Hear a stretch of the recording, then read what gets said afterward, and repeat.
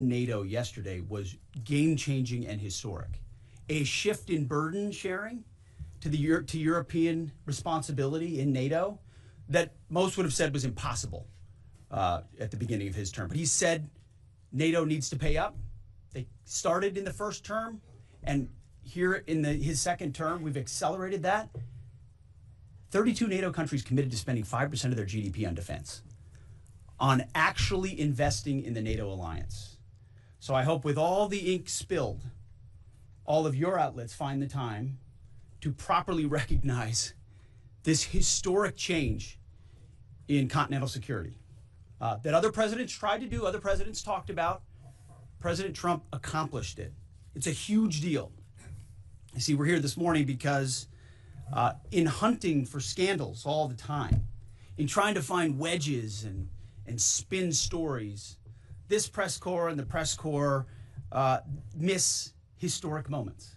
You miss historic moments like 5% at NATO, which when you hear, I was in the closed door briefing, I wish there could have been cameras in there. When you heard the prime ministers and presidents of other countries, to a man and to a woman, looking at President Trump and saying, this never could have happened, never would have happened. It seemed impossible 5 years ago, 2 years ago, 8 years ago. But here we are because of your leadership. If you ask them the question, I bet they'd say the same thing. But searching for scandals, you miss historic moments, like recruiting at the Pentagon. Historic levels in the Army, the Air Force, and the Navy. Yeah, maybe there'll be a little mention here or there, but because it was under President Trump's leadership, because Americans are responding to him as commander-in-chief, the press corps doesn't want to write about it. Or bring us to the topic of the moment, the highly successful strikes in Iran. Let me read the bottom line here.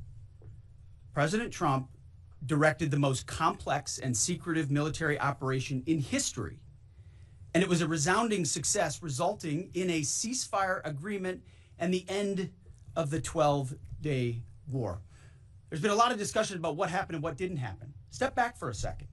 Because of decisive military action, President Trump created the conditions to end the war, decimating, choose your word, obliterating, destroying Iran's nuclear capabilities.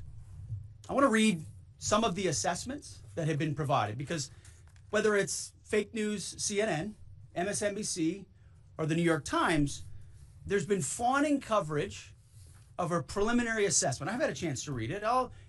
Every outlet has breathlessly reported on a preliminary assessment from DIA. I'm looking at it right now.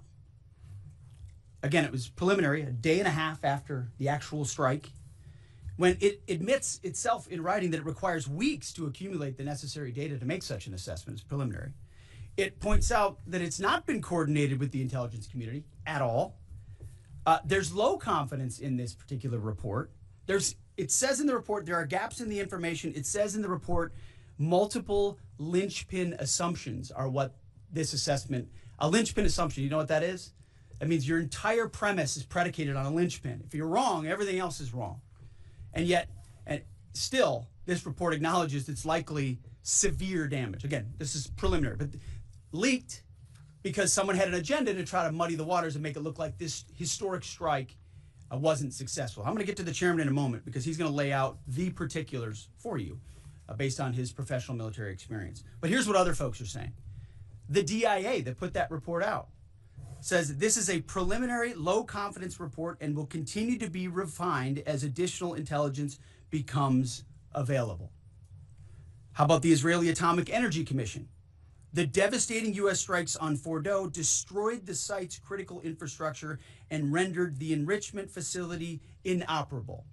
Have any of these quotes made their way into the New York Times or the Washington Post? MSNBC? CNN? Any of these quotes? How about this one? This is a new one from the UN, the United Nations. No friend of the United States, or certainly Israel often. Here's the head of the UN Atomic Energy Agency this morning, Rafael Grossi. U.S. and Israeli strikes caused enormous damage to Iran's nuclear sites. Don't take my word for it. How about the IDF's chief of staff?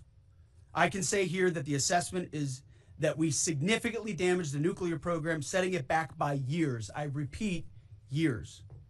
The Iranian foreign minister, the spokesman. Our nuclear installations have been badly damaged, that's for sure. I'm sure that's an understatement. John Radcliffe, the director of the CIA, putting out a statement just last night. CIA can confirm that a body of credible intelligence indicates Iran's nuclear program has been severely damaged by recent targeted strikes. This includes new intelligence from a historically reliable, very different than preliminary assessment with low confidence. He's saying historically reliable and accurate source and method that several key Iranian nuclear facilities were destroyed and would have to be rebuilt over the course of years. CIA continues to collect additional reliably sourced information to keep appropriate decision makers fully informed. How about DNI Tulsi Gabbard yesterday? She writes, and I quote, "New intelligence confirms what POTUS has stated numerous times. Iran's nuclear facilities have been destroyed." Institute for Science and International Security President David Albright, overall, Israel and U.S. attacks have effectively destroyed Iran's centrifuge enrichment program. Time and time again, I can go down the list. Those that understand, those that see, those that do proper assessments recognize that what the United States military did was historic. And again, before I pass it to the chairman,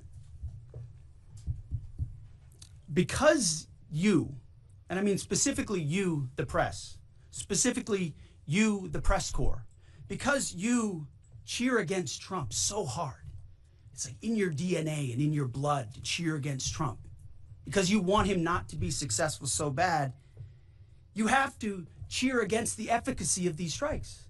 You have to hope maybe they weren't effective. Maybe the way the Trump administration has represented them isn't true. So let's take half-truths, spun information, leaked information, and then spin it. Spin it in every way we can to try to cause doubt and manipulate the public mind over whether or not our brave pilots were successful. How many stories have been written about how hard it is to, I don't know, fly a plane for 36 hours?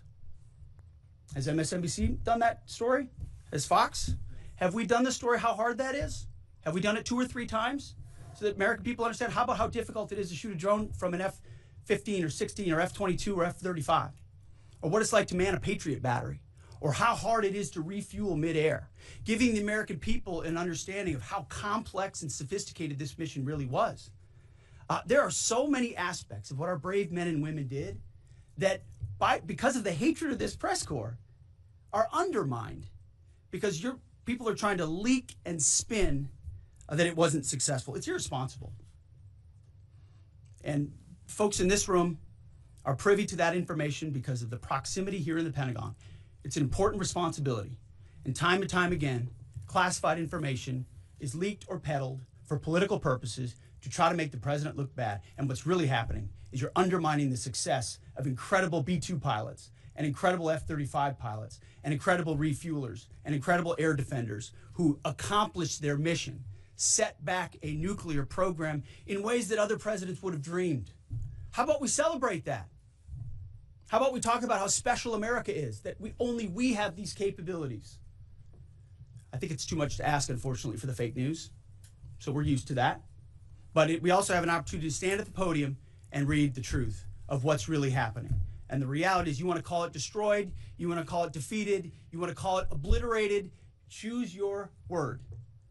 This was an historically successful attack, and we should celebrate it as Americans, and it gives us a chance to have peace, chance to have a deal, and an opportunity to prevent a nuclear Iran, which is something President Trump talked about for 20 years, and no other presidents had the courage to actually do.